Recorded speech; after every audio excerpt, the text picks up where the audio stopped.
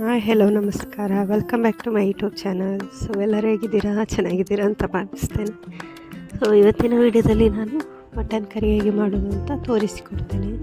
So ಅದಕ್ಕೂ ಮೊದಲು ನನ್ನ ಚಾನಲನ್ನು ಇನ್ನೂ ಯಾರು ಸಬ್ಸ್ಕ್ರೈಬ್ ಮಾಡಿಲ್ಲ, ಸಬ್ಸ್ಕ್ರೈಬ್ ಮಾಡಿ, ಹಾಗೂ ಲೈಕು ಕಮೆಂಟು ಶೇರು ಮಾಡಿ. ಸೊ ಹೇಗೆ ಮಾಡೋದು ಅಂತ ಹೇಳಿಕೊಡ್ತೇನೆ ಬನ್ನಿ. ಮೊದಲಿಗೆ ನಾನಿಲ್ಲಿ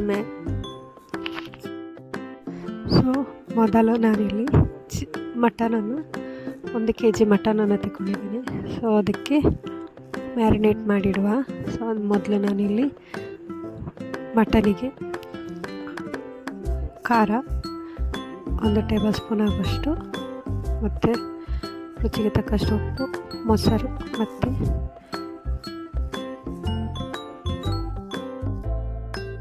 ಇನ್ನೊಂದು ಕಡೆ ಮಸಾಲೆನ ರೆಡಿ ಮಾಡ್ಕೊಳ್ಳುವ. ಮಸಾಲೆಗೆ ನಾನಿಲ್ಲಿ ಚಕ್ಕೆ, ಲವಂಗ, ಮೊಗ್ಗು, ಮತ್ತು ಕಾಳು ಮೆಣಸು, ಮತ್ತು 2 ಏಲಕ್ಕಿ, ಮತ್ತು ಚಿಯಾ ಸೀಡ್ಸು, ಆಮೇಲೆ ಸೋಂಪು, ಇದನ್ನೆಲ್ಲ ತಗೊಂಡು ಮಿಕ್ಸಿ ಮಾಡಿಕೊಂಡು ನೆಕ್ಸ್ಟು ಬೆಳ್ಳುಳ್ಳಿ ಮತ್ತು ಶುಂಠಿಯನ್ನು ಅದನ್ನು ಸೇರಿಸಿ ಮಿಕ್ಸಿಯನ್ನು ಮಾಡ್ಕೊಳ್ತಿದ್ದೇನೆ.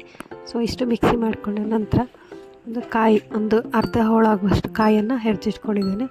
ಸೊ ಅದನ್ನು ತುರಿದುಕೊಂಡ ಕಾಯಿಯನ್ನು ಮಿಕ್ಸಿಗೆ ಹಾಕಿ ಅದರದ್ದು ಸಣ್ಣ ಮಾಡಿ ಅದರ ಹಾಲನ್ನು ತೆಗೆದಿಡ್ತಿದ್ದೀನಿ. ನಾನಿಲ್ಲಿ ಡೈರೆಕ್ಟು ಮಿಕ್ಸಿ ಮಾಡ್ಕೊಂಡಿರುವಂತಹ ತೆಂಗಿನಕಾಯಿನ ಹಾಕ್ತಿಲ್ಲ, ತೆಂಗಿನಕಾಯಿದು ಹಾಲನ್ನು ಹಾಕ್ತಿದ್ದೀನಿ. ತೆಂಗಿನಕಾಯಿ ಹಾಲು ಹಾಕೋದ್ರಿಂದ ಮಟನ್ ತುಂಬ ಟೇಸ್ಟಿಯಾಗಿ ಬರ್ತದೆ.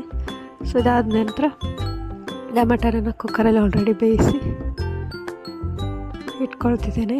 ಸೊ ಅದಕ್ಕೆ ಫಸ್ಟ್ ಒಂದು ಈರುಳ್ಳಿ ಹಾಕಿ ಈರುಳ್ಳಿ ಒಗ್ಗರಣೆ ಕೊಟ್ಟು, ಸೊ ಏನು ಮಿಶ್ರಣ ಮಾಡಿ ಇಟ್ಕೊಂಡಿದ್ದೀನಿ ಆಲ್ರೆಡಿ ಮಟನನ್ನು, ಅದನ್ನು ಇದಕ್ಕೆ ಹಾಕಿ ಅದನ್ನು ಇವಾಗ ಸ್ವಲ್ಪ ಹೊತ್ತು ಅರ್ಧ ಬೇಯಿಸಿ ಇಟ್ಕೊಳ್ತೇನೆ ಮಟನನ್ನು.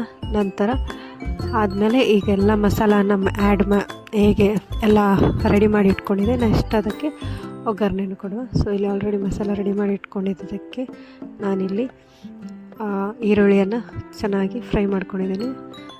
ಬೇರೆ ಪಾತ್ರೆಯಲ್ಲಿ ಈರುಳ್ಳಿಯನ್ನು ಚೆನ್ನಾಗಿ ಫ್ರೈ ಮಾಡ್ಕೊಂಡು ನೆಕ್ಸ್ಟ್ ಅದನ್ನು ಟೊಮೆಟೊ ಪ್ಯೂರಿ ಮಾಡ್ಕೊಂಡಿದ್ದೆ.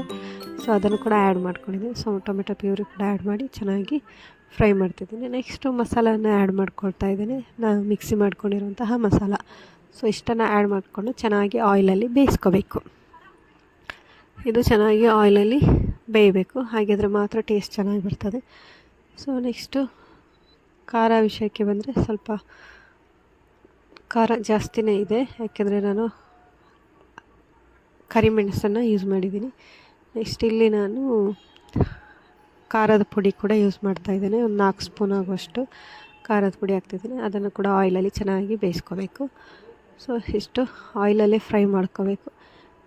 ಇಷ್ಟು ಆಯಿಲಲ್ಲಿ ಫ್ರೈ ಆದಮೇಲೆ ನಂತರ ಮಟನನ್ನು ಹಾಕಬೇಕು. ನೆಕ್ಸ್ಟ್ ಮಟನನ್ನು ಹಾಕಿ ಅದರಲ್ಲಿ ಮಟನೊಟ್ಟಿಗೆ ಬೇಯಿಸಿದಾಗ ಬಂದಂಥ ನೀರದು ಅದು ಕೂಡ ಆ್ಯಡ್ ಮಾಡ್ತಾಯಿದ್ದೀನಿ. ಸೊ ಇದನ್ನೆಲ್ಲ ಹಾಕಿ ಚೆನ್ನಾಗಿ ಸ್ವಲ್ಪ ಹೊತ್ತು ಬೇಯಿಸಬೇಕು. ನೆಕ್ಸ್ಟ್ ಅದಕ್ಕೆ ನಾವು ತೆಂಗಿನಕಾಯಿಯನ್ನು ರುಬ್ಬಿಟ್ಕೊಂಡಿರುವಂತಹ ಹಾಲು ತೆಗೆದಿದ್ದೀನಿ. ಸೊ ಅದರದ್ದು ತೆಂಗಿನಕಾಯಿ ಹಾಲನ್ನು ಆ್ಯಡ್ ಮಾಡ್ತಿದ್ದೀನಿ. ಸೊ ಇಷ್ಟು ಹಾಕಿ ನಂತರ ನಿಮಗೆ ರುಚಿಗೆ ಎಷ್ಟು ಬೇಕಷ್ಟು ಉಪ್ಪು ಕಮ್ಮಿ ಆದಲ್ಲಿ ಉಪ್ಪನ್ನು ಆ್ಯಡ್ ಮಾಡ್ಕೊಳ್ಳೋವಂಥದ್ದು. ಆದಮೇಲೆ ಇದನ್ನು ಚೆನ್ನಾಗಿ ಬೇಯಲಿಕ್ಕೆ ಬಿಡಬೇಕು. ಸೊ ಇದೀಗ ಜಾಸ್ತಿ ನೀರಾಗಿದೆ, ತುಂಬ ಬೇಯಬೇಕು. ಬೇಯ್ದಾದ್ಮೇಲೆ ಚೆನ್ನಾಗಿ ಇದಾಗುತ್ತೆ. ನೋಡಿ, ಈಗ ಬೇಯ್ದಾದ್ಮೇಲೆ ಈ ಥರ ಆಗಿದೆ. ಸೊ ತುಂಬ ಅಂದರೆ ತುಂಬ ಟೇಸ್ಟಿಯಾಗಿದೆ. ಸೊ ನೀವು ಮನೆಯಲ್ಲಿ ಟ್ರೈ ಮಾಡಿ, ಹಾಗೂ ಹೇಗಿದೆ ಅಂತ ಕಮೆಂಟ್ ಮಾಡಿ.